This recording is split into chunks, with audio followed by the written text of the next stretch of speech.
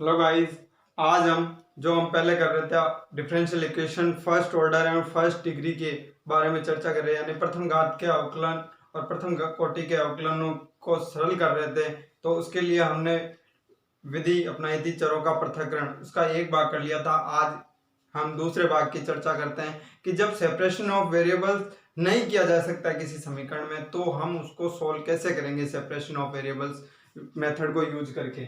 तो यहाँ पे सपोज अपने पास एक सवाल दे रखा है x प्लस वाई का whole square D by D X बराबर ए स्क्वायर। तो अब इसमें क्या होगा, x प्लस वाई का होल स्क्वायर दिया हुआ है, तो हमें देखो जब इसका फॉर्मूला अपन खोलेंगे तो एक्स स्क्वायर प्लस 2xy प्लस वाई स्क्वायर आएगा, यानी कि 2xy यानी x और y का मल्टीपल का एक टर्म आ गई, पद आ गया। तो हम इसमें सेपरेशन ऑफ वेरिएबल्स नहीं कर सकते।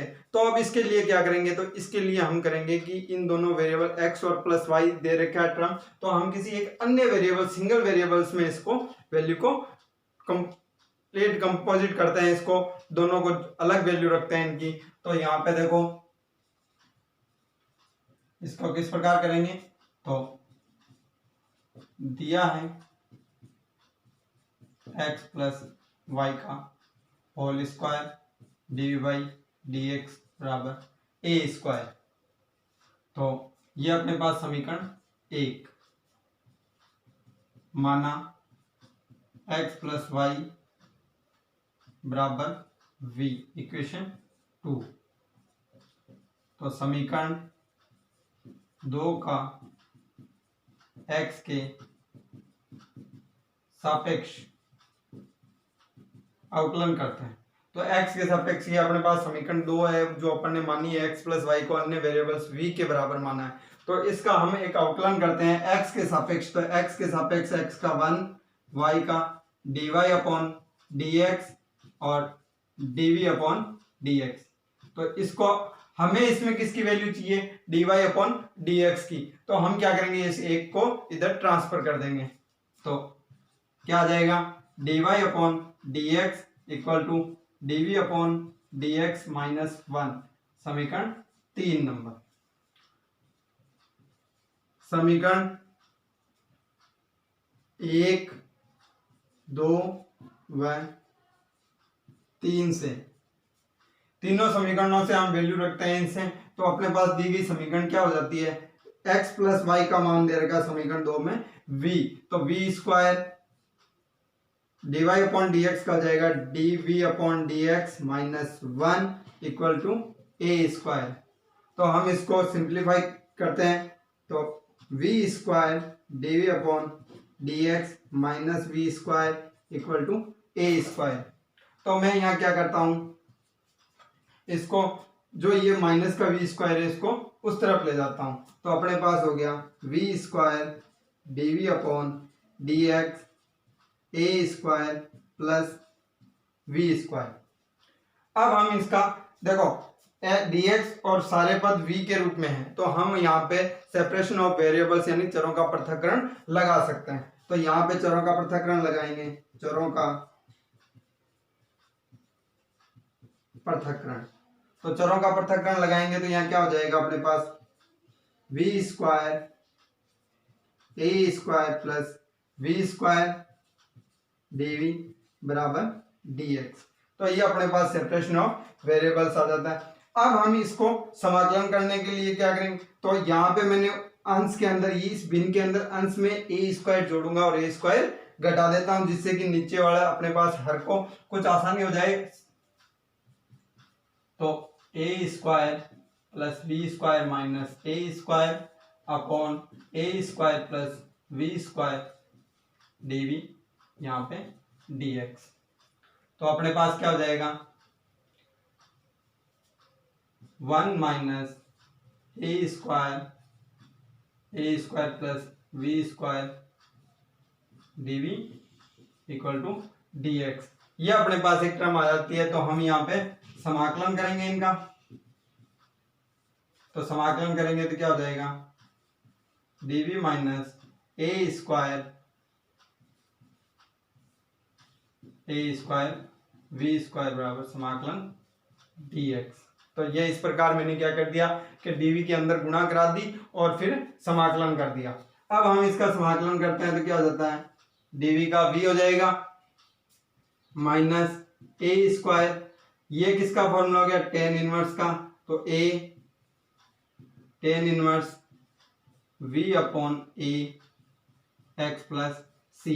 सी यहाँ समाकल नियतांक है, यहाँ अपने पास a से ए स्क्वायर में से एक a कट गया, तो अपने पास अब v की मैं वैल्यू रखता हूँ, यहाँ v की वैल्यू है x plus Y minus A ten inverse x plus Y upon A equal to X plus C.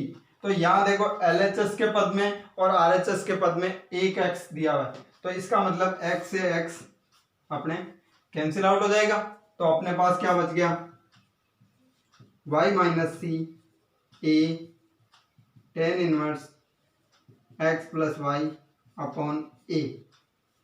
तो हम इसको वापस और सिंप्लीफाई करते हैं तो अपने पास रह जाएगा x प्लस वाई ए टेन वाई माइनस सी अपॉन ए, जो कि अपने समीकरण का अभिष्ठल है। तो यानी कि हमने क्या किया कि अपने को x plus Y whole square D Y upon D X बराबर 1 दिया हुआ था, जिसमें अपने को लग रहा था कि x और y में सेपरेशन ऑफ वेरिएबल्स नहीं कर सकते, लेकिन फिर हम क्या करेंगे, तो सेपरेशन ऑफ वेरिएबल्स के लिए हमें x प्लस वाई को v मानते हुए हम इसको करते हैं कि x प्लस वाई बराबर v होता है, तो उसका x के सापेक्ष अंश अवकलन करते हैं। अवकलन करने के बाद समीकरण अपने को 3 प्राप्त होती है। समीकरण 1 2 3 से हम 2 और 3 से वैल्यू रखते हैं एक के अंदर, तो अपने पास समीकरण इस रूप में आती है। यहाँ पे हम चरों का पृथक्करण लगाते हैं, तो चरों का पृथक्करण लगाने के बाद अपन सिंप्लीफाई करते हैं, तो अपने पास एक रिजल्ट प्राप्त होता है जो कि दी गई अवकल समीकरण का अभिष्ठल रिजल्टेंट सॉल्यूशन होता है। इसी प्रकार हम एक सवाल और लेते हैं।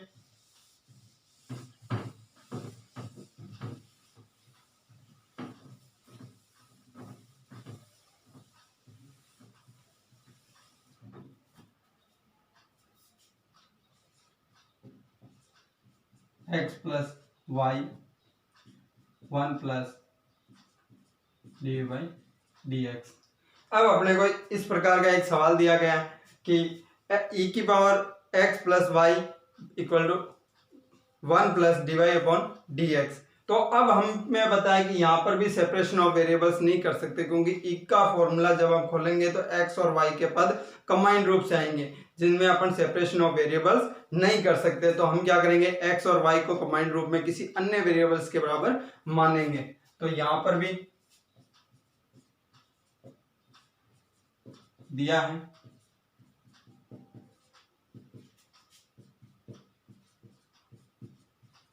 समीकरण 1, माना x plus Y v।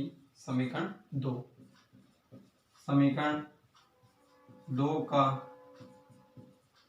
x के सापेक्ष अवकलन, x के सापेक्ष अवकलन करेंगे तो वही टर्म आएगी 1 D Y upon D X equal to D V upon D X. इसको सिंप्लीफाई करते हैं तो D Y upon D X D V upon D X minus 1, equation 3। अब समीकरण 1 2 तथा 3 से, अब समीकरण 2 और 3 से हम मान समीकरण 1 में रखते हैं, तो यहाँ पे क्या हो जाएगा, e की power v 1 plus D V upon D X minus 1। तो 1 से 1 कैंसिल आउट हो गया, अपने पास क्या बच गया, डी वी अपॉन e की power v D V upon D X. तो हम यहाँ पे चरों का पृथक्करण कर सकते हैं।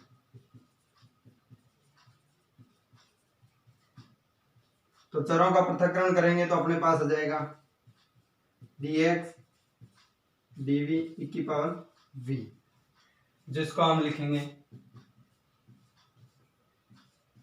dx बराबर e की पावर माइनस v dv। समाकलन करते हैं इनका, dx e की पावर माइनस v dv तो समाकलन क्या हो जाएगा, x बराबर e की पावर माइनस वी प्लस का c। तो हम माइनस की टर्म है तो इसको पक्षांतरित कर देते हैं। अब यहाँ पे हमने v को माना था तो वापस v की वैल्यू रखते हैं, x प्लस ई की power minus X plus Y equal to C, जो कि अपनी यहाँ पे रिजल्टेंट सॉल्यूशन है इस समीकरण का। यानी कि अपने को समीकरण जो ई की पावर में दी गई थी, जिसमें भी अपन सेपरेशन ऑफ वेरिएबल्स डायरेक्टली नहीं कर सकते, तो उसमें हमने x प्लस वाई को v के बराबर लिया और उसका अवकलन किया x के सापेक्ष, और फिर सिंप्लीफाई करते हुए हमने इसका रिजल्टेंट सॉल्यूशन निकाला। इसी प्रकार एक सवाल और लेते हैं।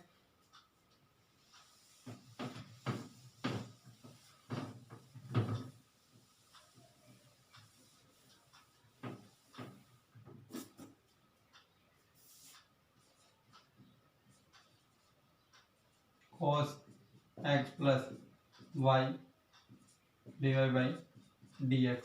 ये अपने पास एक सवाल दे दिया गया है कि cos x plus Y dy बराबर dx। तो यहाँ पर देखो cos में कई जने क्या करते हैं, सीधा सेपरेशन कर देते हैं, लेकिन cos में अपन सेपरेशन नहीं कर सकते, क्योंकि cos का फॉर्मूला खोलेंगे cos y minus sine x sine y। तो यानी कि x और y की टर्म गुणा के अंदर कंपाउंड में रहती है, तो इसका मतलब हम इसका सेपरेशन ऑफ वेरिएबल्स डायरेक्टली नहीं कर सकते। तो हम यहाँ क्या करेंगे, उसी प्रकार x प्लस वाई को भी किसी अन्य वेरिएबल v के बराबर मानेंगे और फिर सेपरेशन ऑफ वेरिएबल लगाएंगे। तो यहाँ पर अपने पास दिया है cos x plus Y D by D X 1।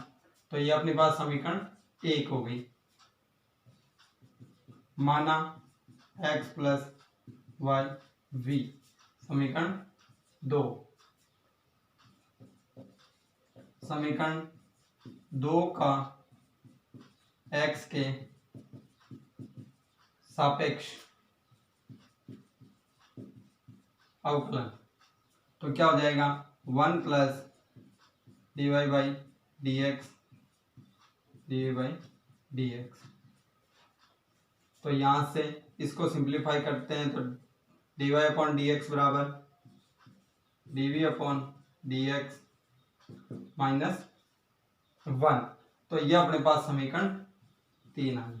तो हमने क्या किया कि सबसे पहले x प्लस वाई को v के बराबर में लिया और फिर समीकरण 2 का हमने x के सापेक्ष अवकलन कर दिया। तो अपने पास D Y upon D X बराबर D V upon D X minus 1 ये आ गया। तो यहाँ पे समीकरण 1, 2 व 3 से, समीकरण 1, 2, 3 से 2 और 3 से वैल्यू हम समीकरण 1 में रखते हैं। तो अपने पास क्या हो जाएगा cos v D Y upon D X minus 1 equal to 1। तो हम इसको अब सिंप्लीफाई करते हैं तो क्या हो जाएगा cos v D V upon D X minus cos v equal to 1। तो हम इसको और करते हैं तो cos v D V upon D X equal to 1 plus cos v। तो अब हम इसमें चरों का पृथक्करण कर सकते हैं। तो चरों का पृथक्करण, तो चरों का पृथक्करण करेंगे तो क्या करेंगे, ये पूरी टर्म v की है, यहाँ भी v की है और dv, तो dv में ये v का टर्म इधर आ जाएगी और dx इधर चला जाएगा। तो अपने पास हो गया cos v upon 1 plus cos v dv बराबर dx। तो अब हम क्या करेंगे, इसको सिंप्लीफाई करने के लिए मैं क्या करता हूँ, ऊपर इस भिन्न के अंदर cos v के अंदर एक जोड़ता हूँ और एक घटाता हूँ। तो यहाँ पे क्या हो जाएगा अपने पास 1 plus cos v minus v upon 1 plus cos v dv बराबर dx। तो ये अपने पास एक समीकरण। तो हम अब सिंप्लीफाई करते हैं तो 1 प्लस cos v के अंदर भाग गया तो 1 और माइनस में ये आ जाएगा। तो अपने पास क्या हो गया 1 minus 1 upon 1 plus cos v dv बराबर dx। इसको और सिंप्लीफाई करते हैं तो dv माइनस ये क्या हो जाएगा 1/2 cos square v/2 dv dx। ये अपने पास फॉर्मूला होता है, मैं यहाँ लिख देता हूँ, क्योंकि 1 प्लस cos 2 थीटा बराबर होता है 2 cos स्क्वायर थीटा। ये अपने पास फॉर्मूला होता है। तो अपने पास क्या हो जाएगा,